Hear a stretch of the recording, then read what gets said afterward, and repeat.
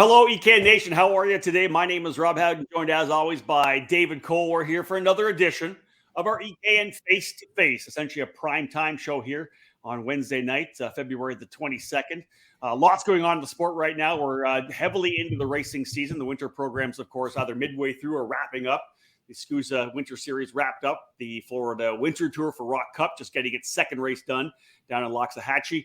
Lots going on in the sport. You go to the West Coast, and David, things already got underway. You and I were both trackside for the opening round of the 16th edition of the Challenge of the Americas. That's kind of one of the focuses of today's show, although really we're talking about the CIK FIA OKN program. But the season's underway. We've been to the track, and I know you're going back to Dakota for the race in Phoenix. It's about a week and a half.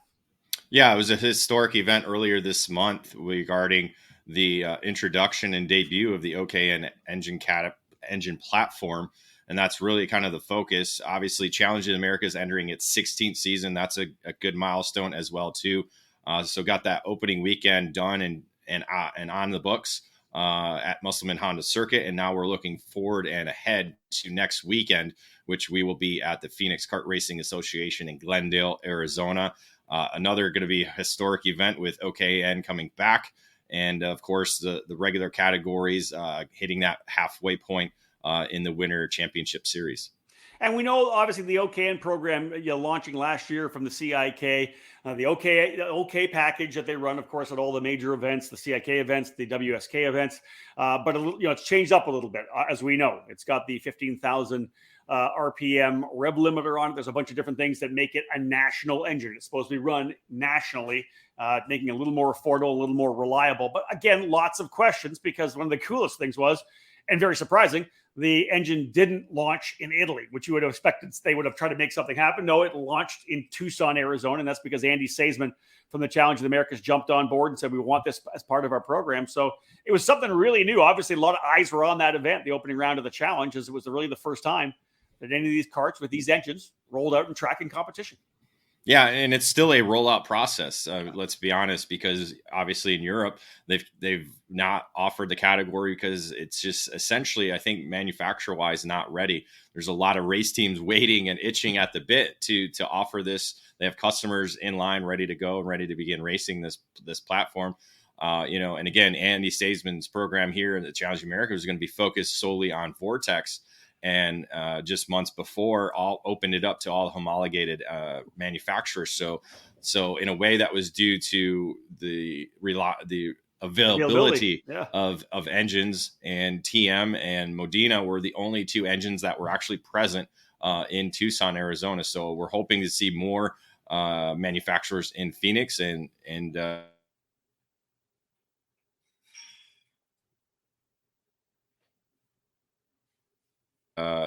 it's almost, how do you say, exhibition, but it's not really exhibition. I mean, this is real racing, and starting, again, building a foundation for this new era in terms of OKN platform. So we know, like we said, there is a lot of interest in this program right now. A lot of people have been messaging us. There's been a lot of chatter, of course, online. So we figured we'd come in here and do a face-to-face show on the YouTube channel and, of course, on Facebook as well. And so the concept was, and we'll start bringing some guys in here, is to get a cross-section. We have Andy Seesemann with us from Challenge of the Americas, so he's the promoter. We've got Seth Nash as well from Nash Motorsportz. There's a team owner, and we'll be able to talk to him about how he sees it fitting into his program. We have a driver as well and a kart shop as well. Alex Keys is here. He was actually on track at the event at the Challenge, part of the 9 drivers that took to the track. And then, of course, we also have Jesus Vasquez from P1 Engines, who is an engine builder, which is obviously part of this because the engine is available to get some work done by shops. So we can start bringing some guys in. Let's start with Andy Seesemann. Dave, we can bring as many guys in as you want, but let's just bring Andy in first because, again, Andy from the Challenge of the Americas, the self-proclaimed king of the world, as it says there. Why not? I like that. We should have the ability to lock down the subtitles, David. There needs to be some way to I mean, we can edit it as the show goes on. Remember That's true. Don't get yourself in trouble. Hey, listen, first and foremost, again, this would be the initial question. Andy, you saw the thing happen last year. The CIK FIA has the announcement. What was the motivating factor for you to say, we're going to roll out with this thing for the 2023 Challenge and maybe not wait on until 2024? The Bones honest truth is, on the West Coast right now, the 125 tag is dying a slow death, if not dead. I mean, it's if you look at all of the other programs, including ours, our Rock GP program was non-existent except for Masters last year. The writing was on the wall. And then you look at other programs, whether by IAME or open programs, it's for some reason people are losing interest in that. And we've all been around the sport. I'm coming up on my 40th year anniversary, by the way. I think I sent you guys the thing the other day that I'll post here in a few weeks. Customers are always wanting something. It seems like every 3, 4, 5 years they're looking to pivot. They're looking to pivot, right? Whether it's manufacturer driven or customer driven, whatever the market forces are that drive it, the sport seems to pivot. And I want to be on the front end of the pivot instead of the back end of the pivot. And with the GP issues, just the lack of participation and this new program, it was the perfect storm for me to add this. Yeah. So you make the decision to do it. The first thing is, hey, you know what? We're going to stick with our brand, because obviously the Challenge of the Americas is a Rock Cup series. So let's stay with the Vortex package. We'll do that for the first year. Then the concept was, we had talked about this before, was then to open up to the other manufacturers. Yeah. Didn't kind of play out that way, as David had said. Product availability opened the door, I think, for obviously TM to kind of come into the fray, and Modena as well. Overall, give me your thoughts on the first weekend. The karts were on track. We watch a bunch of guys wheeling it, and we'll talk to Alex about what it's like to drive the thing. But all in all, you got it rolling with almost 10 karts. Yeah, no, it was great. I mean, I really have to personally thank Dominic and Stefan at PSL. I mean, they wholeheartedly embraced the program. Obviously, they were the first engine manufacturer to bring stuff to market, so they have a bit of an advantage. But they did supply, most of the team, all of the teams at one point. Everybody had I think Salaveria at one point had the Modena on, and then switched back to a TM. I think it kind of went back and forth. So it was an all TM show for the most of the weekend. So I'm really happy, and I thank them for supporting it. I'm looking forward to when we get more engine supply by Vortex, by my brand, or even IAME, the brand we compete with, all over the states, right?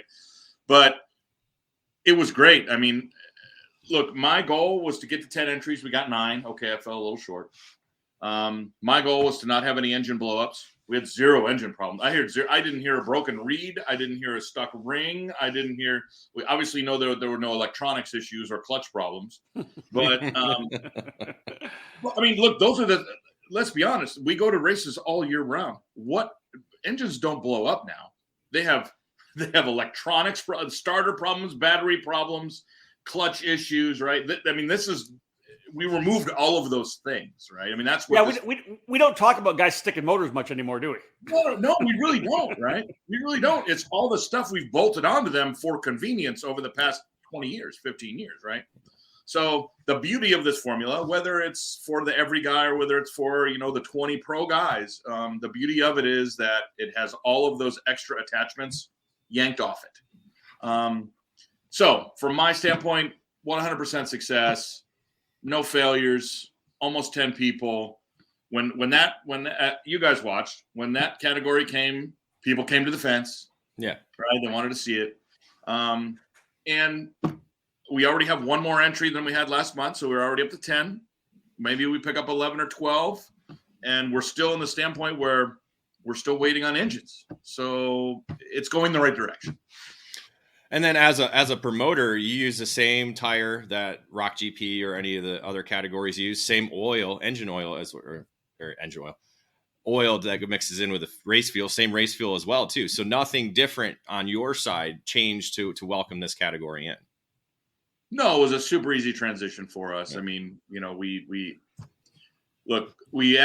replaced a 0 entry Rock GP class with a 10 entry OKN class. Yeah. No brainer. Yeah.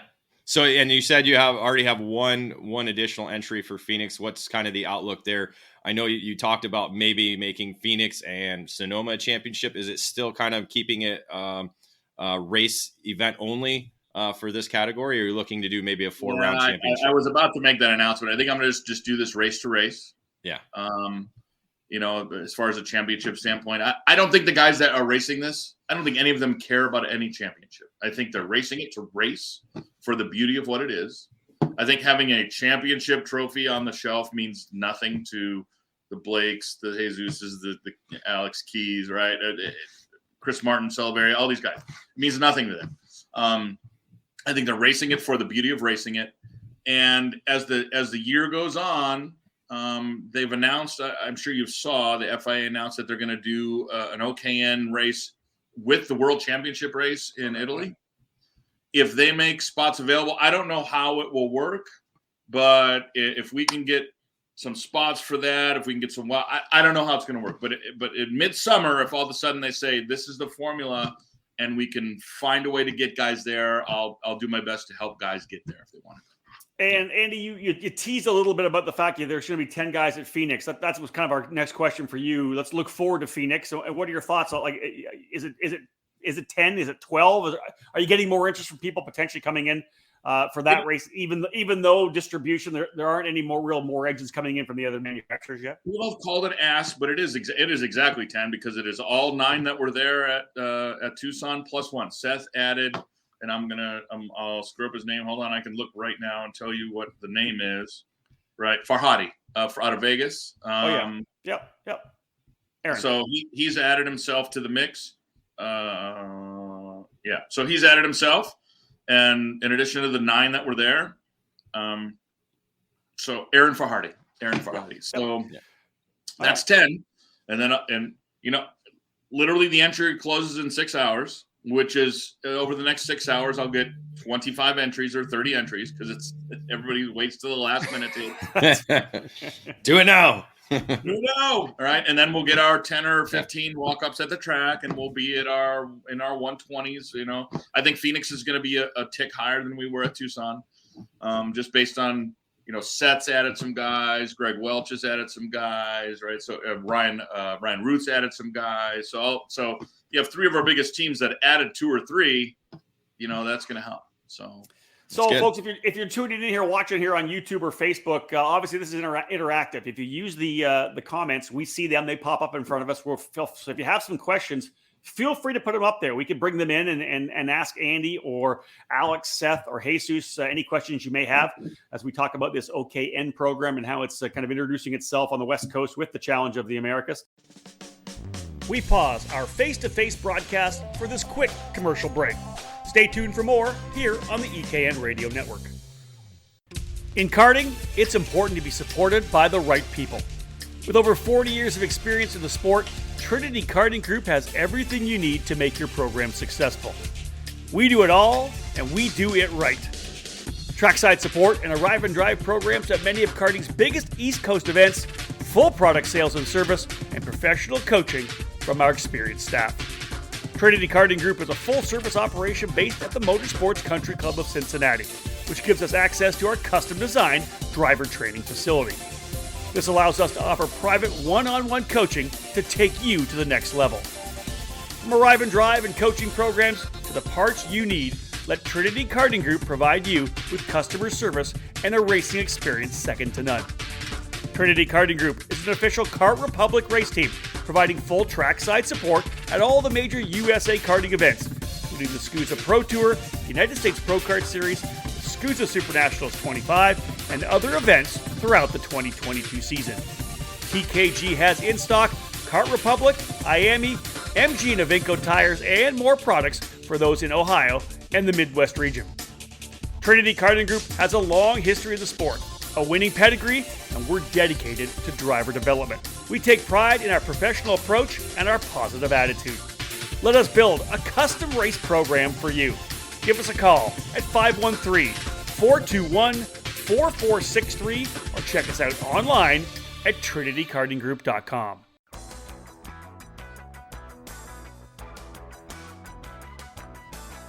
In racing, experience is priceless. Franklin Motorsportz is a leader in the karting industry with over 50 years of combined karting experience, and we can provide you with everything you need to go racing. With a large online product selection, select track support events, and a wide variety of shop services, Franklin Motorsportz is your complete karting source. Check out our online store at www.franklinkart.com, where all our products are just a mouse click away. We're constantly adding to the growing product selection on the online store, and we ship daily to ensure products get to you quickly. We specialize in IAME engines, tilt seats, ceramic products, driveline branded products, Briggs & Stratton engines, OTK products, and of course, the championship winning Merlin chassis. In our online store, you'll find a variety of items to fill your karting needs. Franklin Motorsportz is also known for our wide variety of services and is home to Innovative Engine Works by FMS, our in-house engine service department. Frame straightening, kart prep, and dyno testing are all services offered regularly at Franklin Motorsportz. For all things karting, visit franklinkart.com.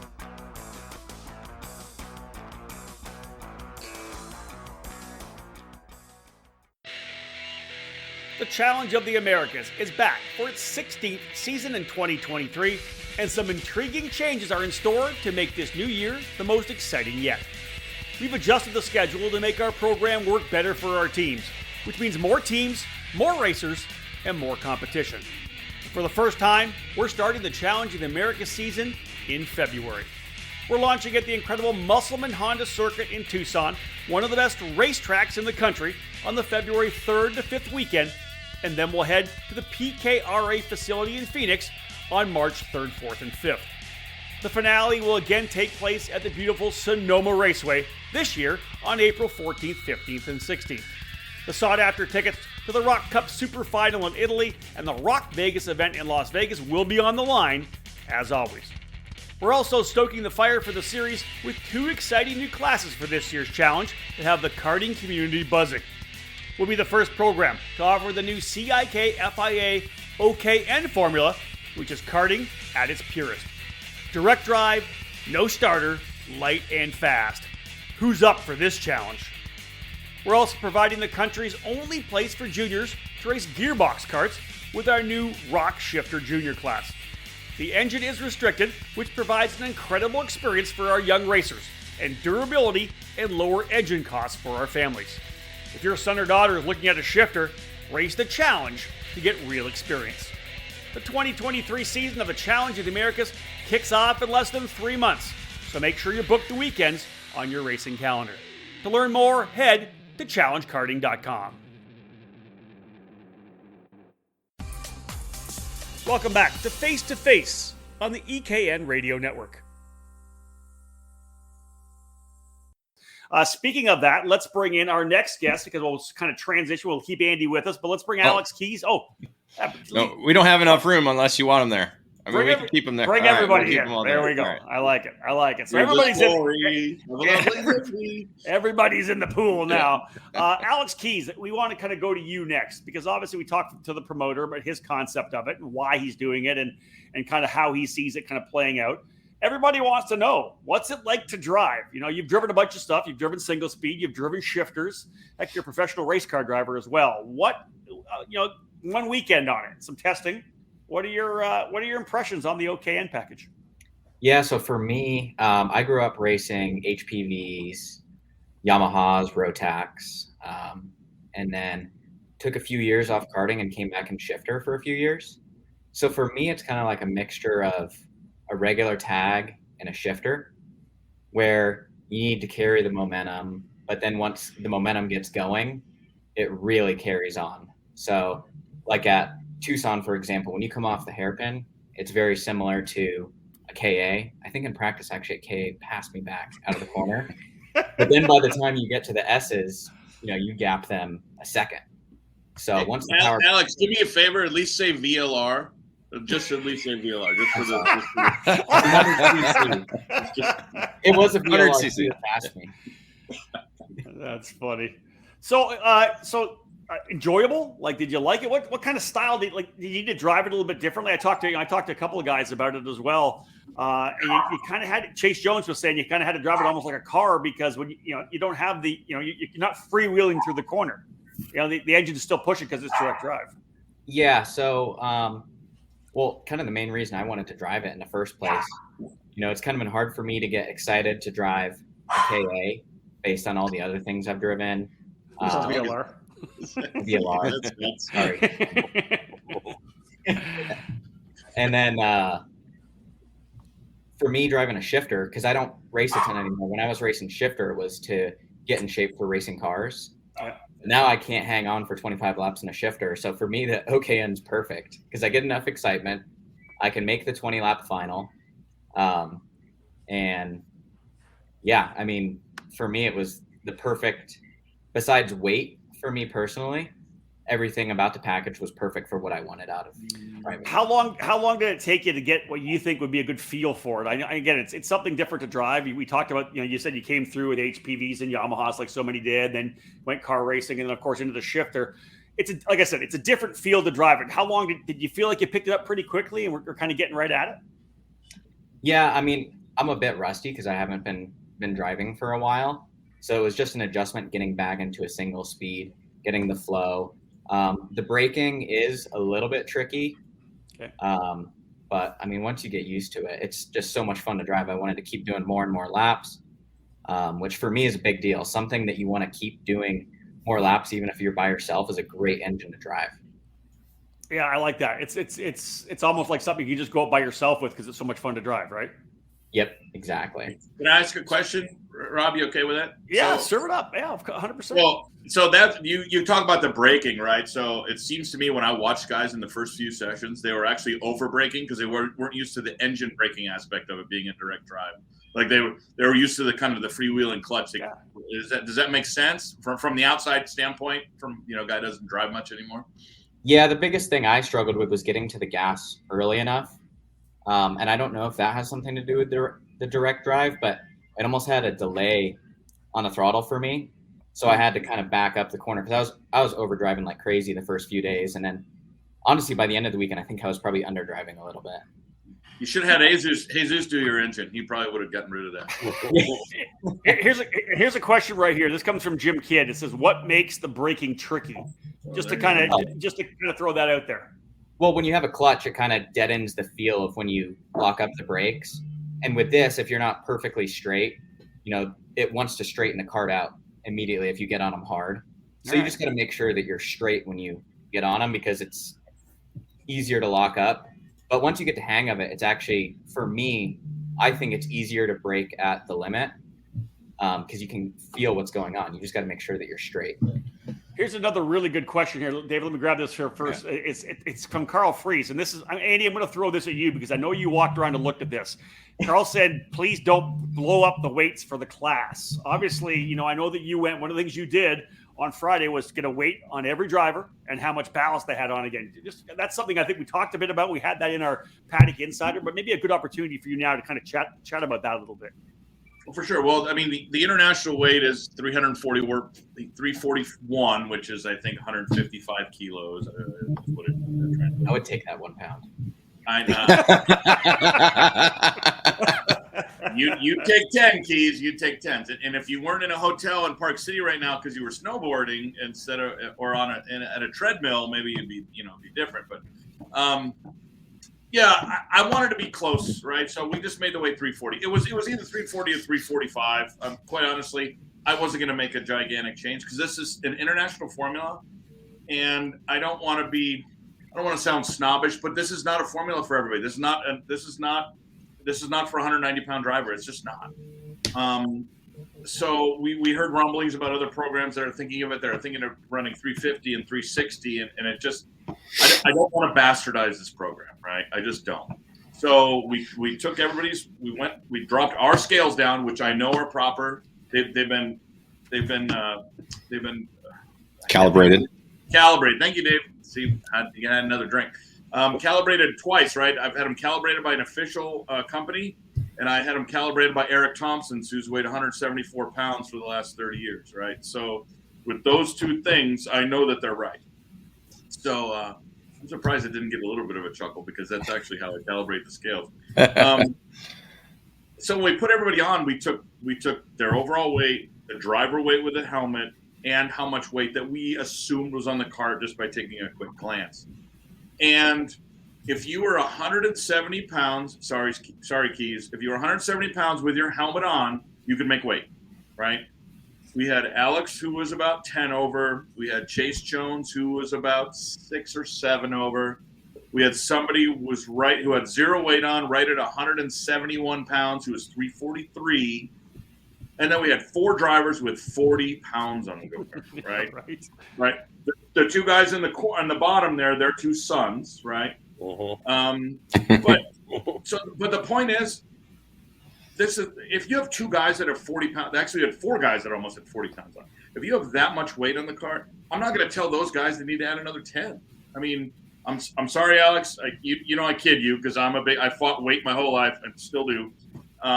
But this is not a class for big guys. And I know you, with some work, could get to 170. You could lose 10 pounds. I've already lost 5. Yeah. And I saw your dad lost 60, by the way. Your 60-something-year-old dad lost 60 pounds, by the way. So to wrap that up, I know I'm long-winded, but that weight is pretty well thought out for somebody who would consider themselves a higher level driver, for sure. My question to Alex, because this was something I didn't even kind of review when we were there trackside. How does the starting procedure of the engine work? Because the button, not all of us are used to this button that are on the engines. How does the button actually work?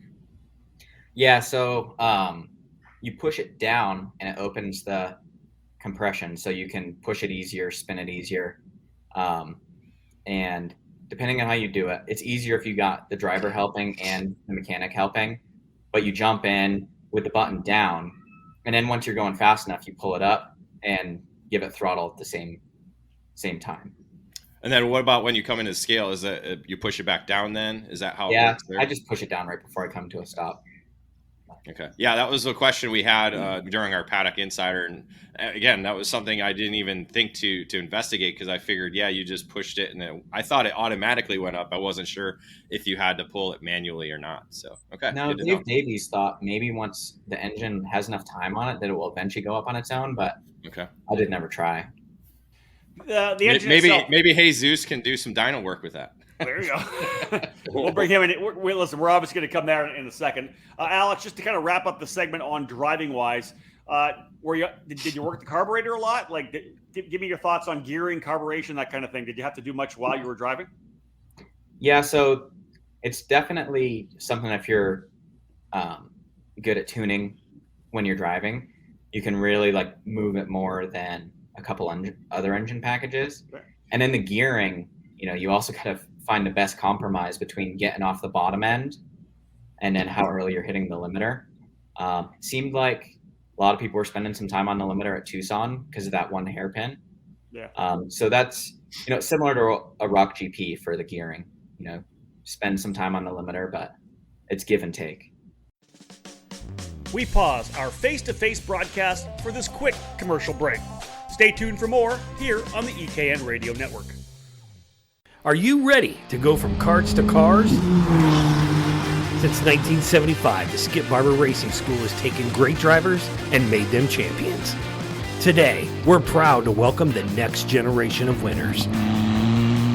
Make the transition from karts to cars with the Skip Barber Formula Race Series. You'll compete at the most iconic tracks in America. Race weekends include your very own equalized Formula 4 race car, a professional crew, expert instruction, video and data analysis, hospitality, and more. This is the place to fulfill your dream of becoming a champion. Sign up today by calling 866-932-1949 or visit us at skipbarber.com. The 25th edition of the Rock Cup USA Florida Winter Tour continues this month with round 2 of the program heating up South Florida over the February 17th to 19th weekend. The series makes its debut visit at the new PK Entertainment and Race Park in Loxahatchee, Florida, which is located just outside West Palm Beach. Compete in any of the 10 categories featuring the Vortex engine line, from micro and mini rock to the VLR 100cc classes and the high-speed rock shifter divisions. The series is set to wrap up on the March 17th to 19th weekend with the final rounds contested at the Orlando Kart Center. Each of the 10 class championships will be decided with the final round of action in Orlando, Florida. Be sure to mark down the Rock Vegas event, set for the Rio All-Suite Hotel and Casino, scheduled for October 25th to the 29th in Las Vegas, Nevada. Visit rockcupusa.com for all the details and information surrounding the Florida Winter Tour, Rock Vegas events, and more.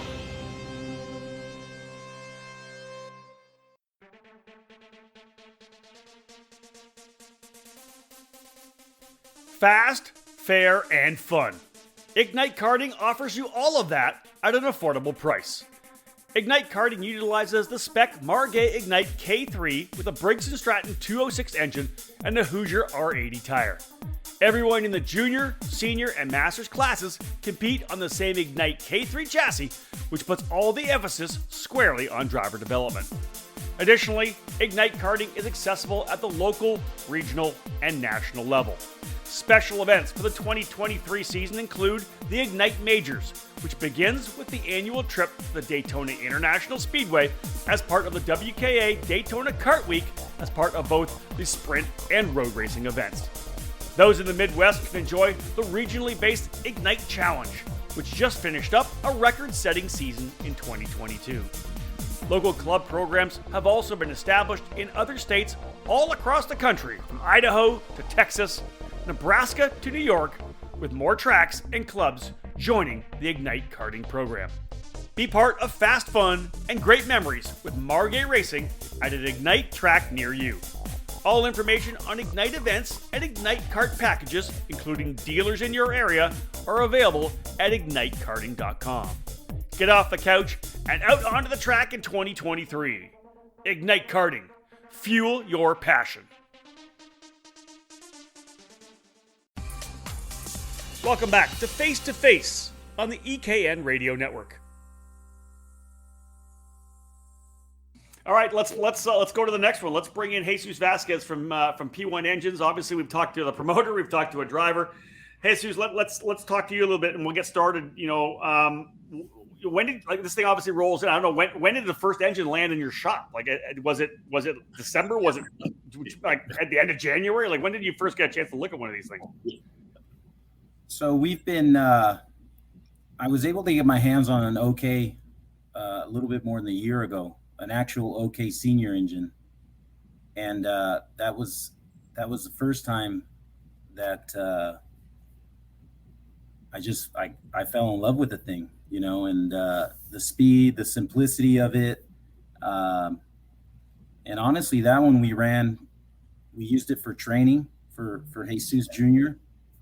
And just got a lot of time at the track with it. And when I opened it up, I liked the way everything looked. The maintenance on it as far as just using it for practice was a lot less than what we're using now, But then when the OKN thing came around, we didn't get those engines till the Friday before the race.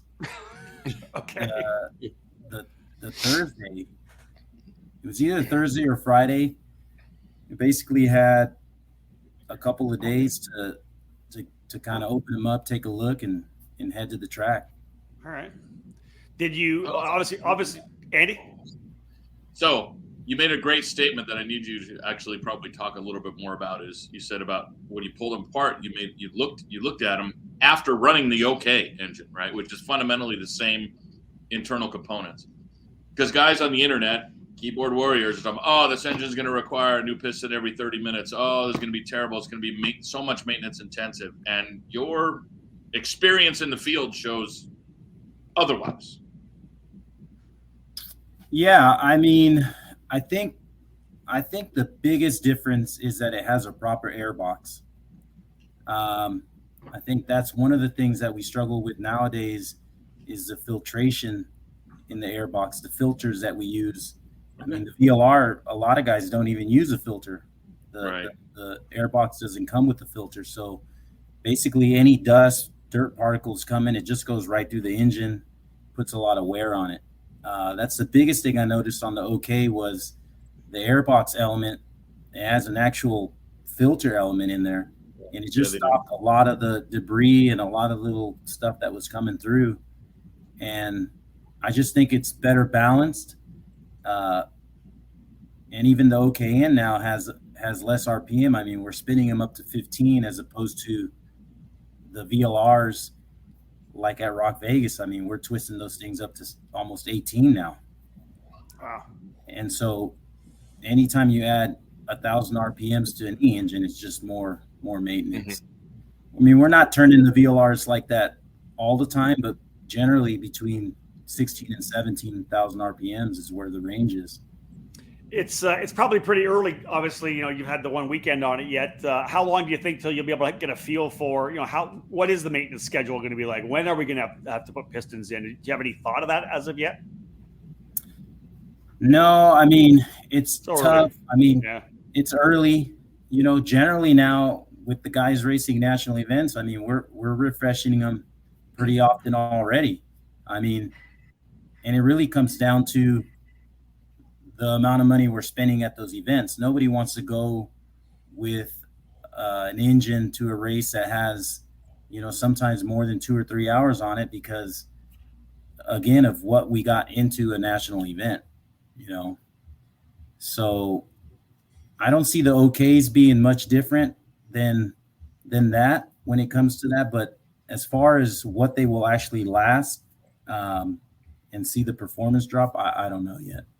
We had somebody actually ask what the horsepower is that you've had it on the dyno. If you've done any work on it yet, what numbers are you seeing right now? So generally, just from the X30s that I have, and then just putting one on the dyno, it made exactly about 10 more horsepower than a X30.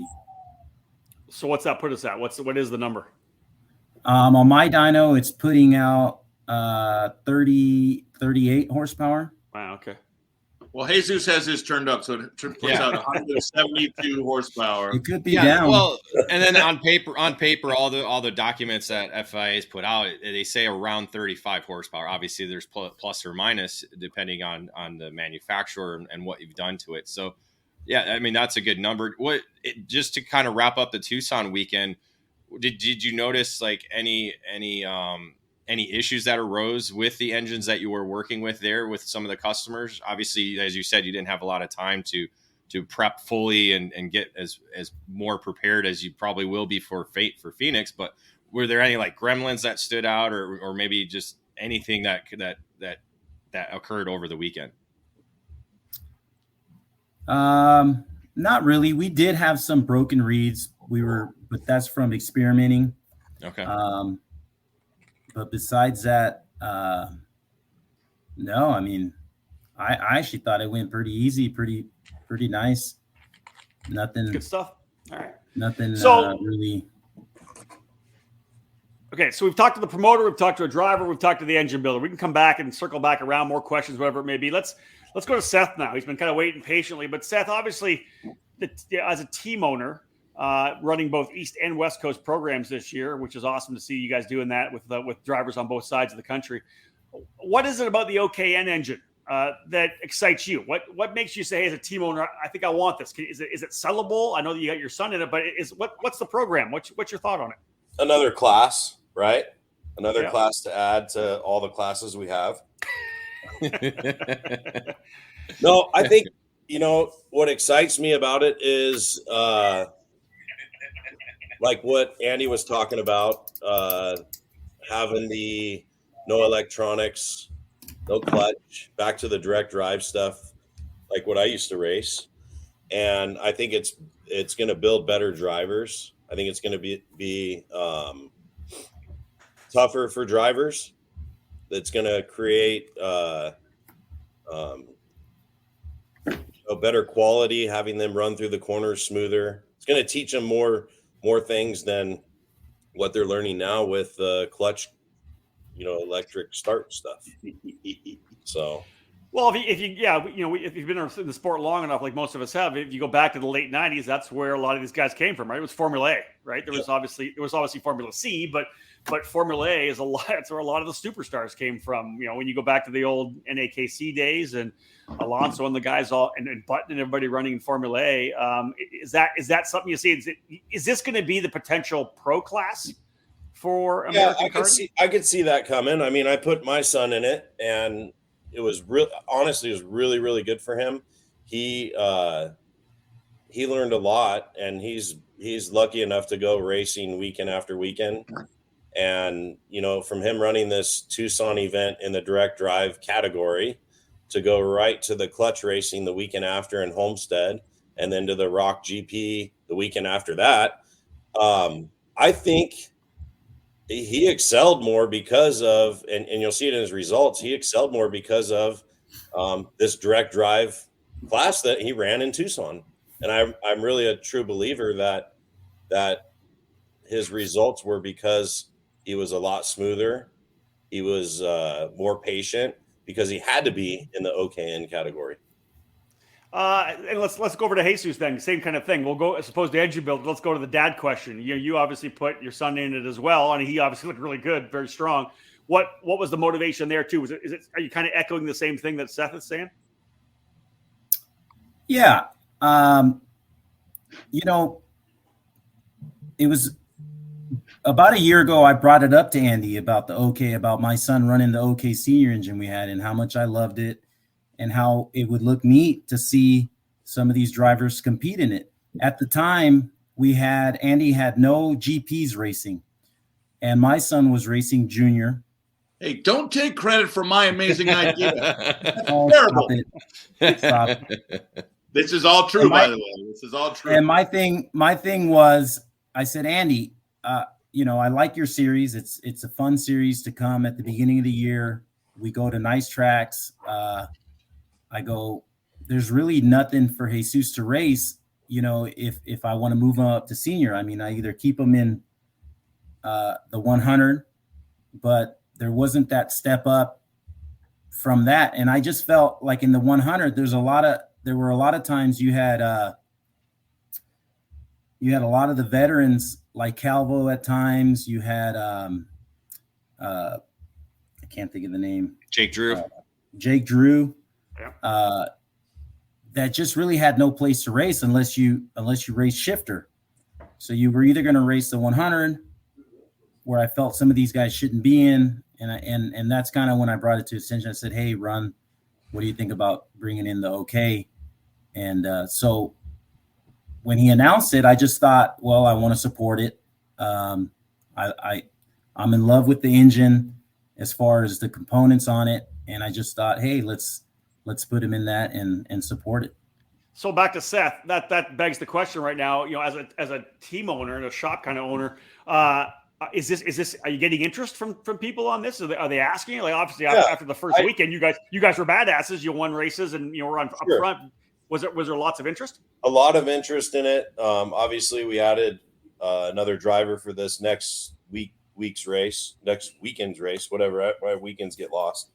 But and I have another one that's interested as well. And then just heading to the East Coast after that, everybody on the East Coast asking questions. It stirred up. Like everybody's like, "What'd you guys think?" You know what I mean? What was it? What was it like? So I think it's going to gain some momentum for sure. And offering it like what Jesus said, like a pro class for some of these guys, I think is good, because in all honesty, like on the West Coast, like Andy said, the 125 stuff's dead. So all the pro drivers or whatever we want to call them out here, right? They have nowhere to go but VLR. Which is fine. I think VLR racing's great, but now it's another category that we can offer to some of my clients that have excelled in the VLR 100cc stuff to be like, hey, now you need to go into this category. And this is going to be the up and coming category. And I think that's, it's exciting for some people. We'll see how it continues and how, with the other manufacturers coming on board, to see how the parity is of everything. I think it's exciting from back in the ICA days when I tuned a lot and was involved in that a lot, that, it was expensive. There was different manufacturers coming in, but we'll see how this OKN situation goes. Because right now, all you've really seen is the TM stuff. I'm excited to see the Vortex. I'm excited to see the other brands, indeed, manufacturers going. We pause our face-to-face broadcast for this quick commercial break. Stay tuned for more here on the EKN Radio Network.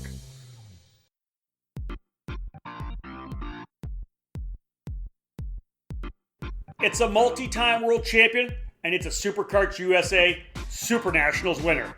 It is SodiKart. And starting in 2023, the Sodi brand has found a new home here in the US. Sodi Racing USA is the new exclusive importer of the SodiKart chassis line under the karting distribution banner, led by industry veteran Terry Germanovich. The French manufacturer SodiKart is a leader within the karting industry, offering a wide range of products and services. The Sodi Racing chassis line offers product in classes from Mini to KZ, all based on years of development and championship seasons around the world. Sodi Racing USA has already begun establishing its dealer network, working with the Karting Collective on the West Coast and recently signing PK Sport to serve as a dealer and the official race team on the East Coast. Visit Sodi-Racing-USA.com to learn more about the SodiKart chassis line or call 954-634-5111 to become part of the Sodi Racing USA network today. SodiKart, the world leader in the karting industry.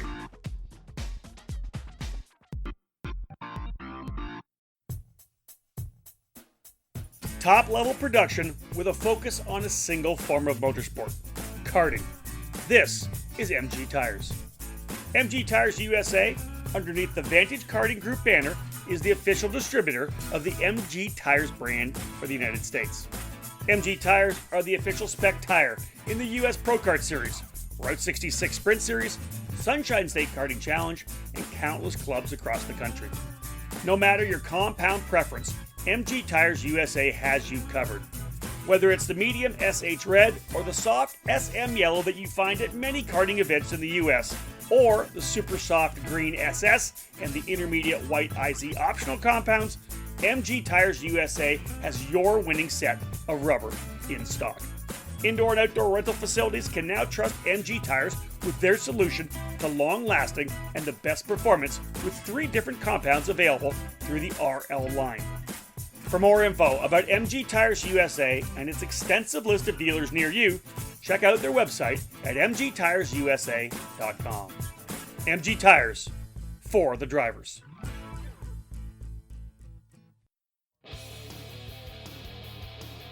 History, success, family.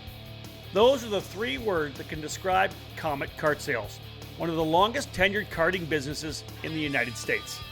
The family-owned operation located just outside of Indianapolis has provided karts, parts, and services for thousands of racers in the near 6 decades of business. Their online store features everything you need, continually adding new parts to their product line. From full karting packages, new engines, spare or replacement parts, and safety gear, find it all at CometKartSales.com. Their Comet Racing Engine service has won multiple major events and championships over decades of karting and continues to offer the best trackside service in the industry, specializing in IAME X30, IAME Swift, and other 2-cycle power plants. Make sure to head to CometKartSales.com or call them at 317-462-3413 to be part of the Comet Kart Sales family today.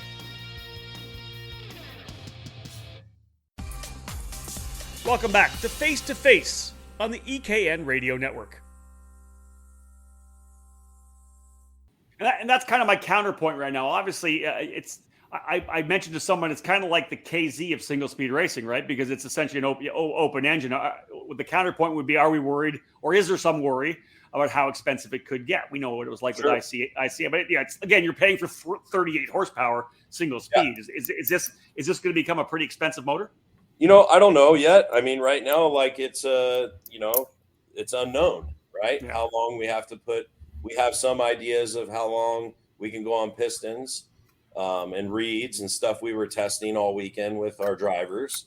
But I could see the future of it, with other manufacturers and getting a little expensive. But what's not in go-karting? You go to a race and there's guys throwing 5 sets of tires on in one day. So, I mean, if we're trying to like you, yeah, no, not me. Like Blake Nash. No, little other team drive there. Hey, who's running 2 categories? Okay. So anyway, It's I agree with that. Yeah. I mean, anything's going to be expensive in karting. I do like the simplicity of the engine package. I like the quality of the engine package. And it's fun. So, I actually had a fun time. If you ask some of the guys in my tent for my Tucson weekend, I had a blast, and it was fun to see tuning and learning and a new class and experience, and like I enjoyed it that weekend. Well, if you go back to the last time that we had direct drive at Tucson, that was a Stars of Karting race where I think there was 25 guys in the field and only 4 guys finished. Yeah, I remember that. I was there. I'm sure you were. Blew a lot of engines up. So we needed the air boxes we had now. There you go. Jesus kind of gave that information, right? Jesus, like you've been around a long time. We're talking what? That's almost 20 years ago, right? 18 years ago, like 2005, 2006. So we're looking at 17, 18 years. The difference in the quality, Jesus, is that what you're seeing when you're pulling the thing out? Is this just a really nice piece, or?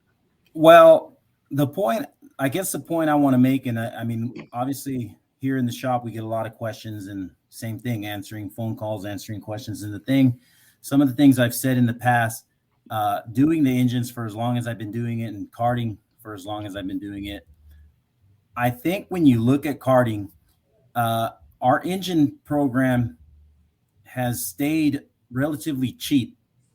Okay. So if you go back to 2010-ish, and even in that like late 2008, 2000 time area, what we were paying for, if you remember what we were paying for Yamahas and Comers race prep, I mean, Comers at the time were going for $2,500 for a $600 engine. Yeah. I mean, all said and done, I mean, a Yamaha, you got for $800. Then you needed a clutch, you needed a pipe, you needed, all these little accessories. And there were also $5,000 engines going around too. Yeah, but you really didn't know what you got. So exactly. Yeah. I always tell guys now, even for a mini rock, $2,000, you have a nice piece with the starter, with the pipe, an airbox, and you can almost go out with the stock mini rock and go compete and be decent. And the new carburetor. Right. So I've always wondered how come, and that hasn't been the same for the go-karts, the chassis side, or really anything else in karting. I mean, a chassis, if you go back to 2010, I don't remember what they cost, but they definitely weren't as expensive as they are now.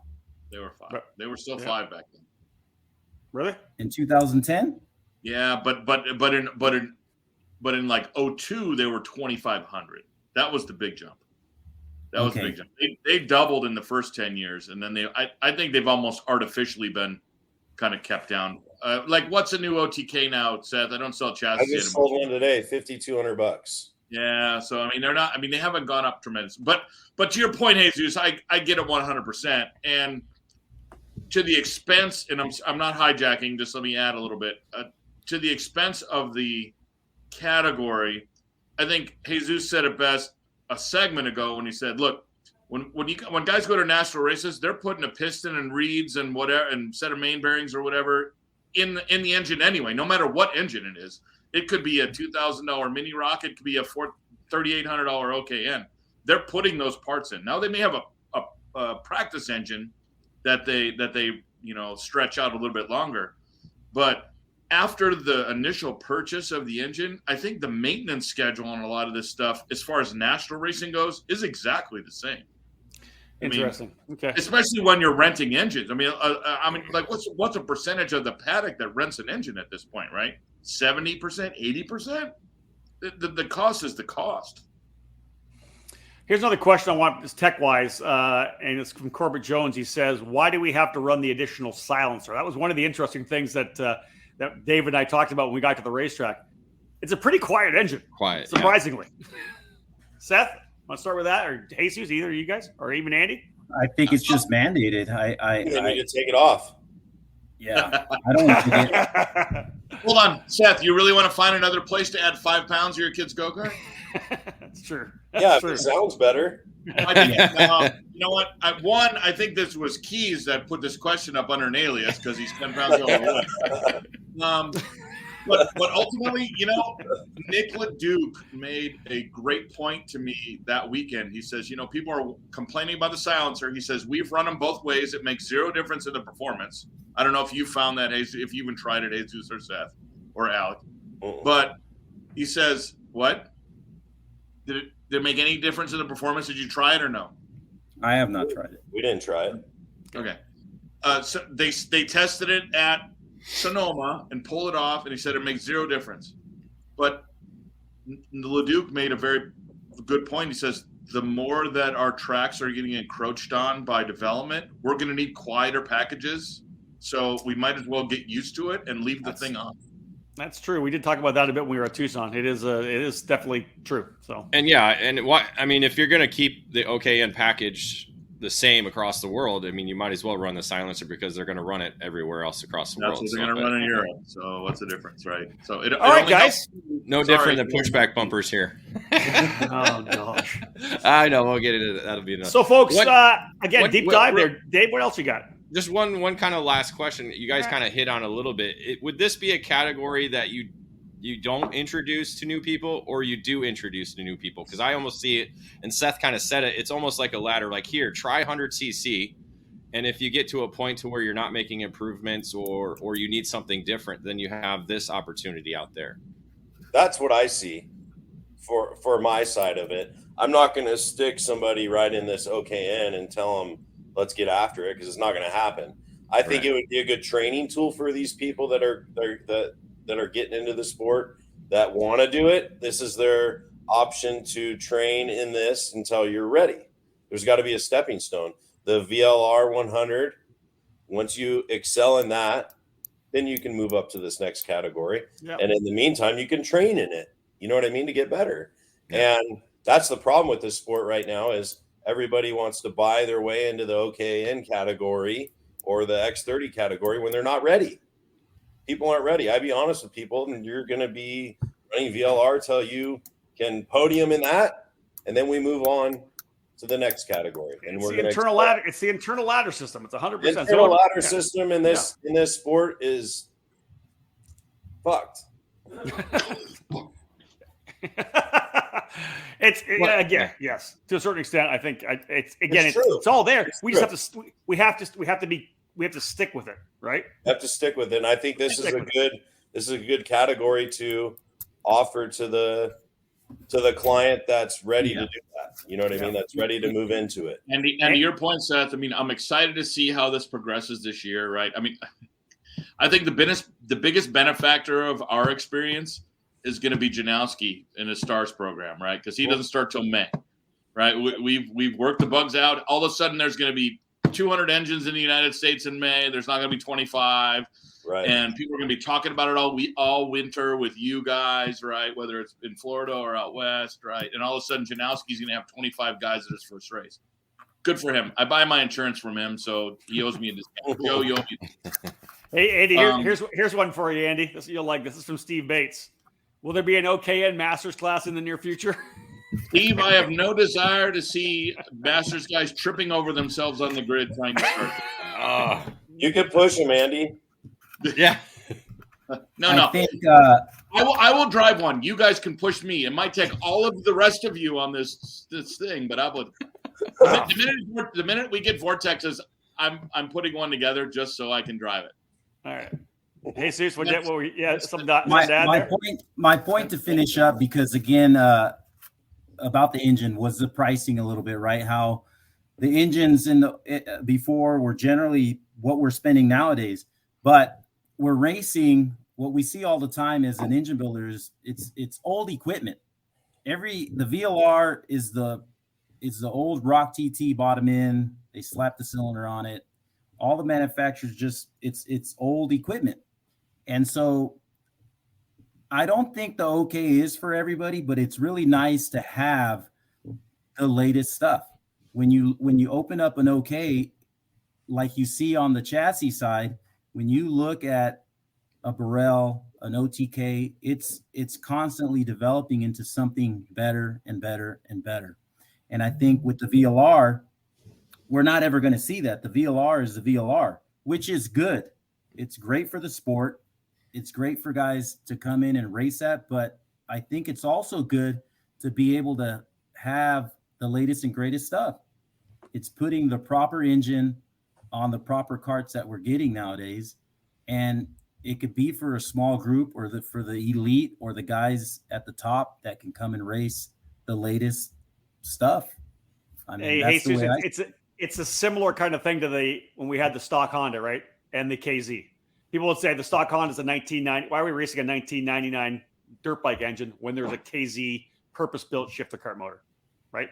It's kind of, to a certain extent, the same thing. Like you said, this OKN package is new technology and it's cutting edge. And if that's kind of where you want to be in the sport, it's for certain people. In my mind, when I look at it, it's for certain people. It's not for brand new people. If you're a guy like Alex who wants to go track day it as well for training, it's going to be a great vehicle if you're a driver. But it's not for somebody new. That's for sure. The other concern is the rulings, right? The rules are open. You're able to do a lot, but I'm interested to see how much of that's going to have an effect, because now the biggest stopper to that is the 15,000 rev limiter. Yeah. And the fact that they're already making a ton of horsepower, to find an extra horsepower or two, I don't know if it's in the engine to find that. And how much is an extra horsepower going to make a difference in something that's already making 35, 36 HP? Well, you had the comment. We spoke last week, Jesus, and we talked about that exact thing. And it's like when you find a half a horsepower in a VLR, right? That is a huge thing, right? You're talking about a 20 horsepower engine, half horsepower is 2.5%. That's a gigantic thing, right? Now talking about an almost 40 horsepower engine. You find a half a horsepower, it's a percent. It has far less value. So. Sure. So but the biggest stopper is the rev limiter. Yeah, exactly. It's going to be how you get there, and but it's going to be track specific too, because the fun thing, and I'm sorry, going to miss Rob to announce whatever that IndyCar garbage you do, but the thing that actually pays you, by the way. Yeah, right. When we go to Phoenix, and the amazing announcer that Mike Smith is filling in for you, but. When we get there, it's such a different track than Tucson is. That's very true. That's going to be fun to watch you guys adapt to that, right? When you talk about, I don't know what was your minimum MPH, did you look at your minimum miles an hour in the corners at all? Yeah, I don't remember what it was. Alex, what about you? When I raced there, go ahead. Yeah, I'm here. Alex, do you remember what your minimum mile per hour was? I know it's through the hairpin, but do you remember what it was? 38.4. Okay. Oh, that's your problem. Wow. Trash talk. Super. We were like, no, but and that's accurate because I can tell you when I raced in the Pro Tour there in 13 or whatever. My minimum mile per hour there was 37 miles an hour as a Masters driver. So you can imagine, right? And it'll be significantly lower when we get to. Oh, now we get to Phoenix and we're down in the low 20s. Yeah, we're gonna be maybe like if those guys hit 25, it's gonna be amazing. It'll be a dyno pull because you go out of that hairpin all the way down the straightaway. Right. We're gonna cut the hairpin off. There we go. Cut it off. Just run it backwards.